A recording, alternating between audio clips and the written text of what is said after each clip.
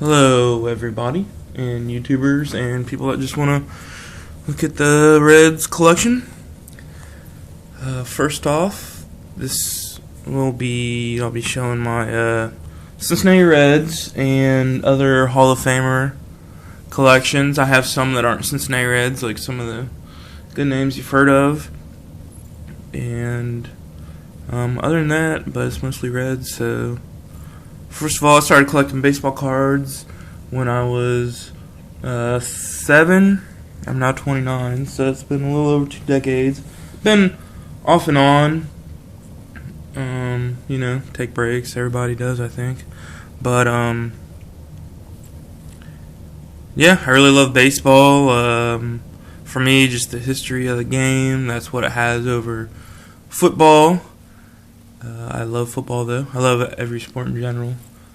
Huge sports fan, but I love baseball, just the history of the game, the history of the Reds. And so, yeah, I got a lot of the Reds in here.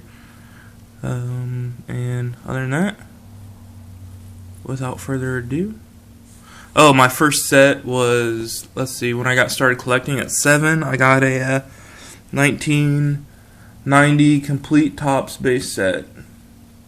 And at the time, that was just awesome. I just loved it, and I started sorting it right away. I got that at Christmas at my grandparents' house. I still remember everything. I just loved it, so I was sorting stuff right away, and that's what pretty much got me into doing all this stuff. I got the 1990 Reds complete set, or 1990 complete set of everybody, and I went from there. So now, let's get started. So on the first page, and sorry about the glare, and hopefully stuff will be in focus. Got a couple of the good ones here. I got Pete Rose, Johnny Bench, Joe Morgan, Sparky Anderson, and that is out of 5. Most of these are numbered. I may or may not say the number if I know off the top of my head or I see it. But yeah, that's the Big Red Machine right there. So Sparky Anderson passed away, and I think Johnny Bench has one of the best signatures in all of baseball, so all the sports. So and then you got Ken Griffey Jr.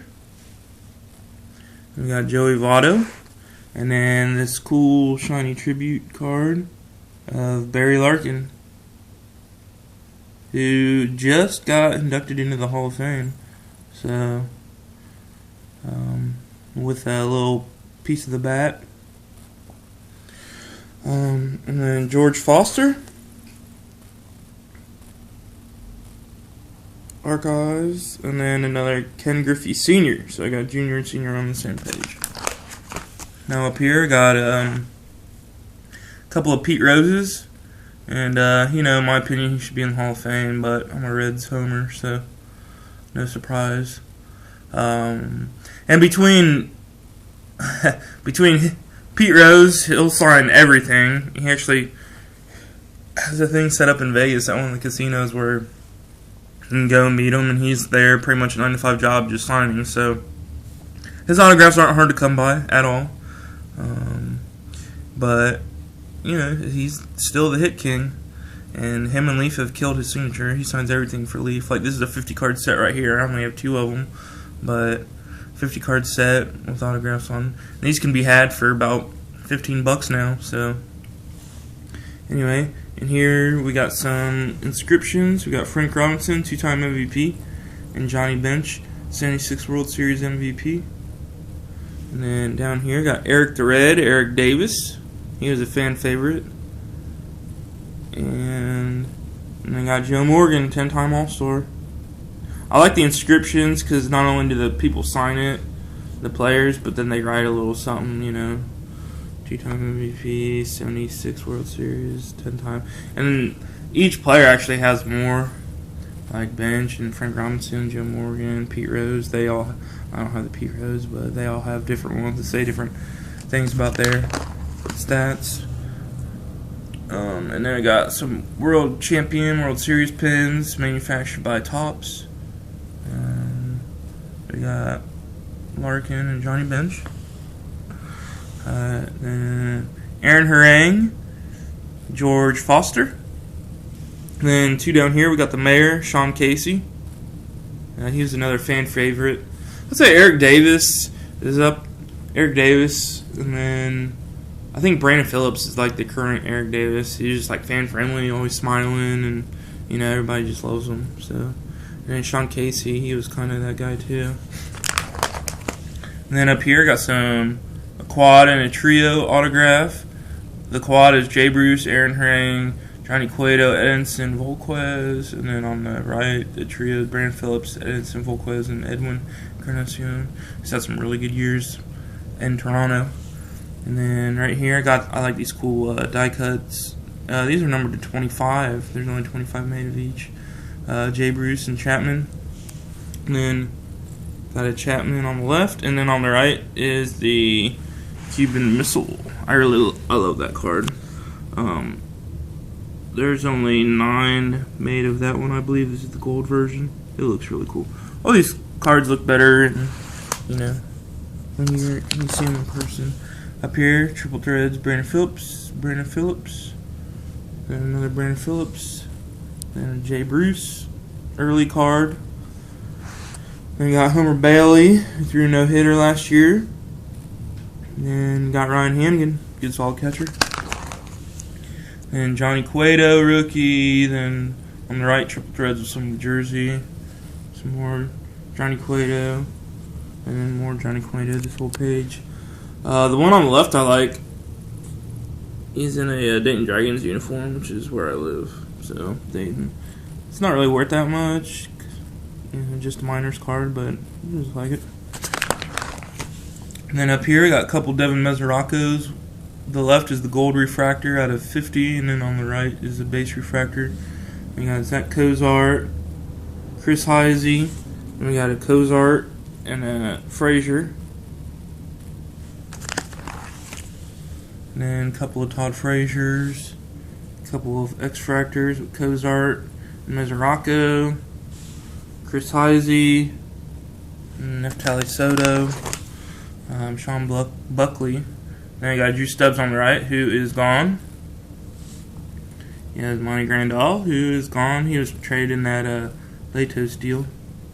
Good trade for the Reds. And Grandal actually just got suspended for 50 games at the beginning of the year for PED use. Juan Francisco, he's gone. He got traded to Atlanta. I always think of him, Juan Francisco. He's like a new, he's like William Pena. He's gonna swing for the fences every time if he gets a hold of it. It's gonna be like 500-foot homer, but he misses more often than not, so he strikes out a lot. Then you got Yonder Alonso, both of those. And I think he got traded in the latest deal also, but I really think he could be a nice hitter. He could be like a Sean Casey type. Hit a lot of doubles, have some power. Maybe 20 to 30 homers. Nice average. He went to San Diego. They got a big ballpark, so homers might be hard to come by more. His power numbers might be down, but he's a good gap hitter and everything like that. Then you got Juan Francisco and Cingrani, Mike Leake, Robert Stevenson, bone signatures, Affleck. Then you got a couple more Robert Stevenson. This is where I start the Robert Stevenson. I'll sell off a bunch of. I bought them, most of them pretty cheap. I'll sell them off whenever he gets called up. I think he's going to be a really good pitcher, though. I'll just keep one for my collection, but I think he's going to be a really good pitcher. Right here is the blue refractor out of 150. And then got a bunch of his base refractors then. And then up here got some of his Sterling autographs. The one on the left is out of 25. It's actually a black refractor, not autographed. All the rest are autographs. And he was here in Dayton this past year. I actually live right by the stadium, so I actually will ride my bike down there and see him play a few. And then got a couple on the back. And then up here, Matt Batts, and then Reggie Sanders. Matt Batts is an old player. Reggie Sanders. For some of you Reds fans, you'll love that Reggie Sanders right there. He's a fun guy to watch. And we got Aaron Harang. And this is my favorite card as a kid growing up. That Ken Griffey Jr. Upper Deck number 1, 1989 rookie. And I think I traded like, 30, 40 cards for it maybe. Roberto Alomars and Frank Thomas's, stuff like that. But to me, this is one of the most iconic sets. Upper Deck 1989. It was the first like premium, kind of higher end set, along with like, some of the other iconic sets. You got like 52 tops, which is like that Mickey Mantle, the famous Mickey Mantle. 56 tops, 89 Upper Deck, and then also you got the T206, which I have a few of those. I'll show you guys. That's one of the most iconic sets, I think. That's probably the first big widespread set that had people collecting, is the T206 set, 1909 to 1911. That came in cigarette packs, but I'll show you those. And then here I really like this card after he hit a game-winning home run, I believe, if I remember correctly. But I got all the different refractor versions of this card. So, and each of those are anywhere between, like, they might be numbered to, like, I don't know, 500 all the way to, like, I think the red one right there is 25, only made of the red type, and then the gold is numbered to 50, and then you got 75, 100, I don't know what the blue is, and then got some on the back, purple, orange. Here, I got a couple of Larkin rookies. They're not worth much, but he just won the Hall of Fame. He was one of the main guys that I watched growing up. He's the first guy that I've actually seen like go in the Hall of Fame from the Reds when I was rooting for him. I don't think they'll have anybody else for a while, besides like Votto if he stays on track. Then here's a 1955 Bowman. Joe Nuxhall is a really old card, 55. Joe Nuxhall came up when he was like 15 years old into the major leagues, which is kind of crazy to think about, and it's like the old school TV set. But yeah, he was called up when he was 15, which is amazing. The youngest pitcher, so in major leagues. So Joe Nuxhall, he passed away a few years ago. He did the Reds on the radio for a long, long time. Brenneman.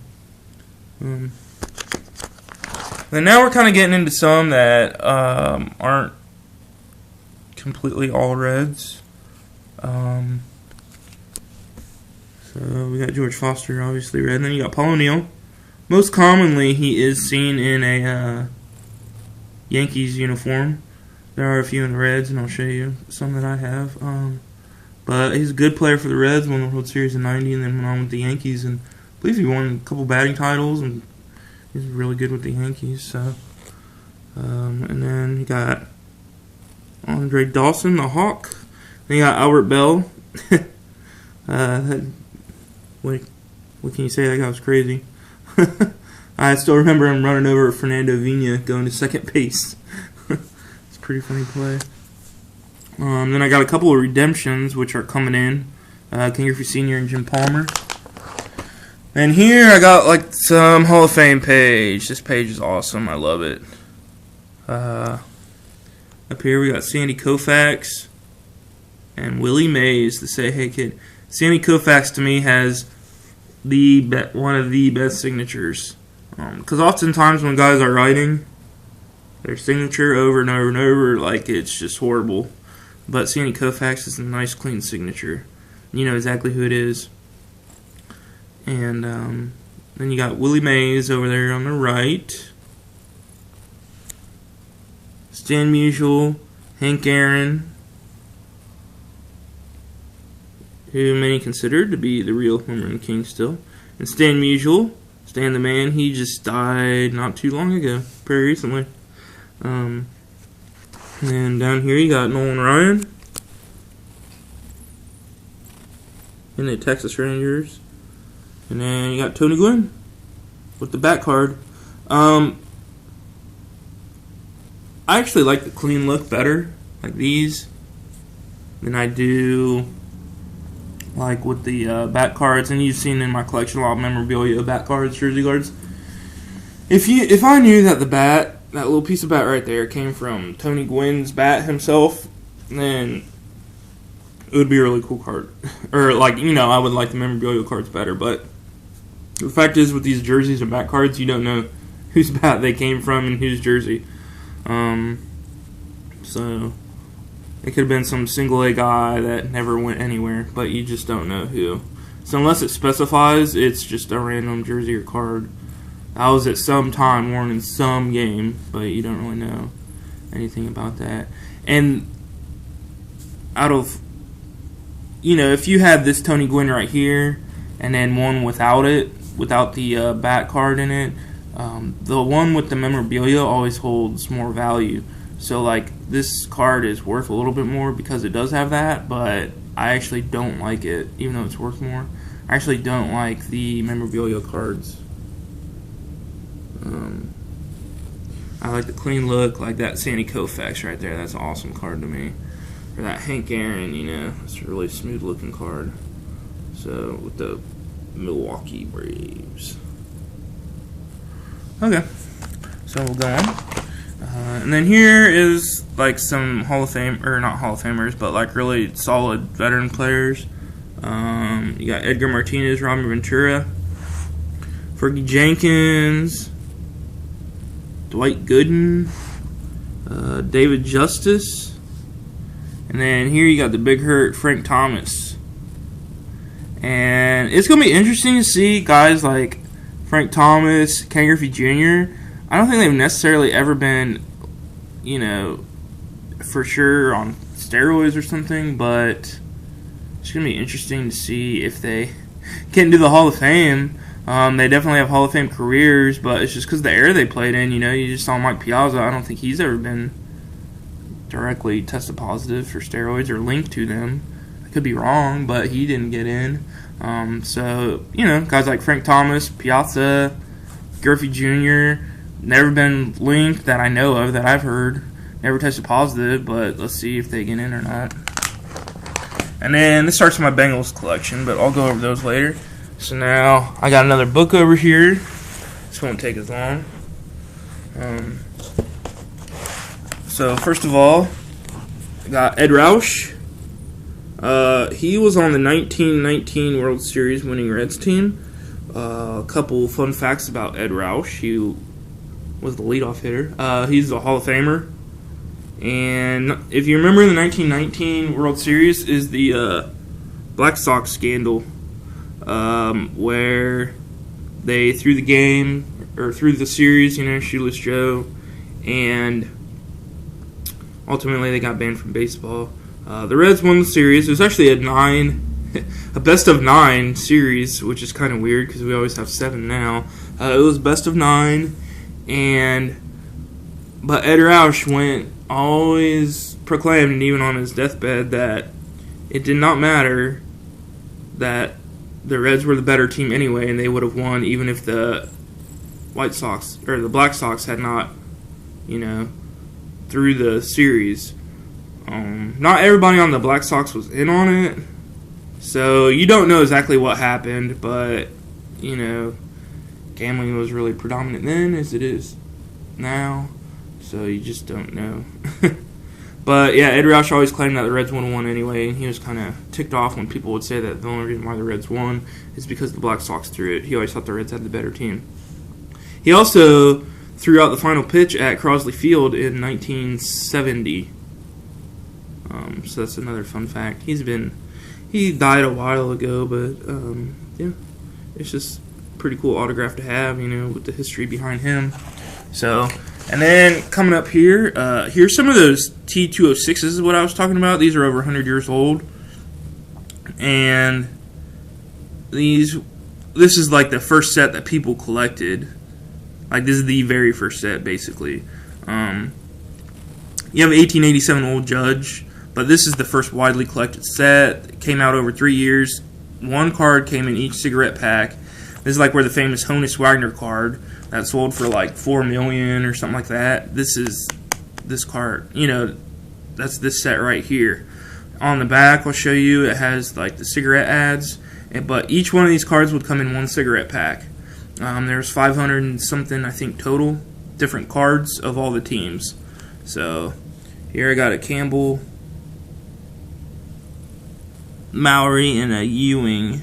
And on the back here you can see like Piedmont. That's the cigarette. 2 of those are Piedmont. And then one is the Sovereign cigarettes, fit for a king.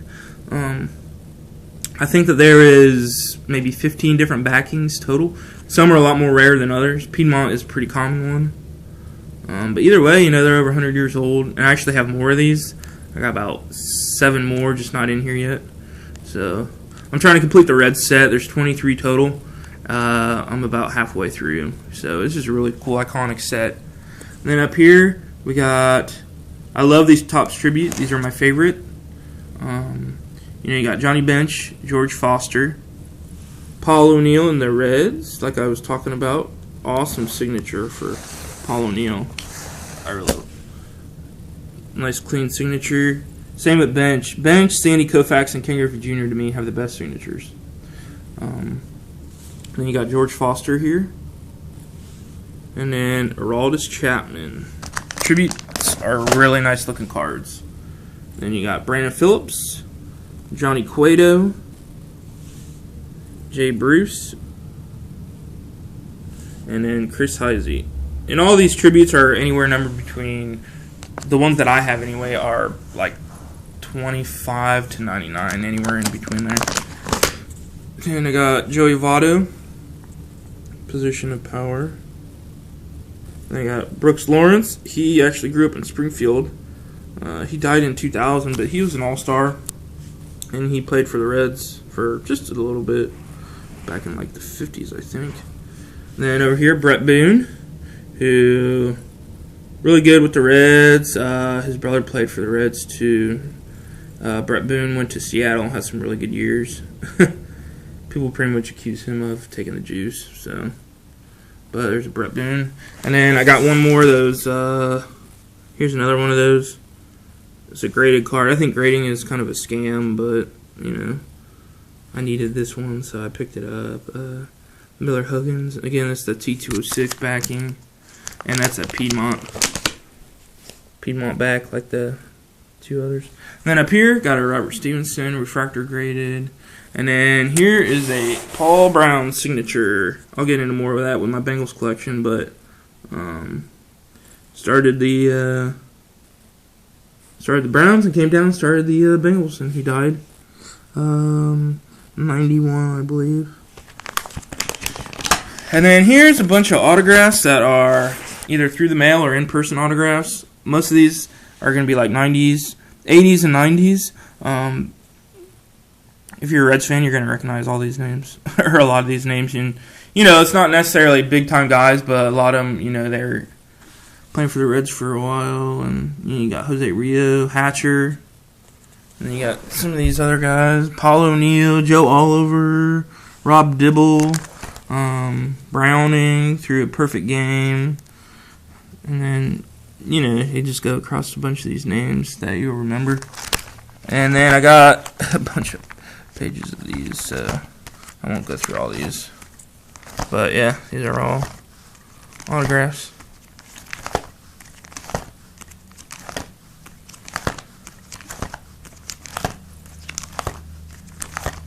And almost done. Okay. Dan Dreesen. Okay. He won a few Reds World Series too.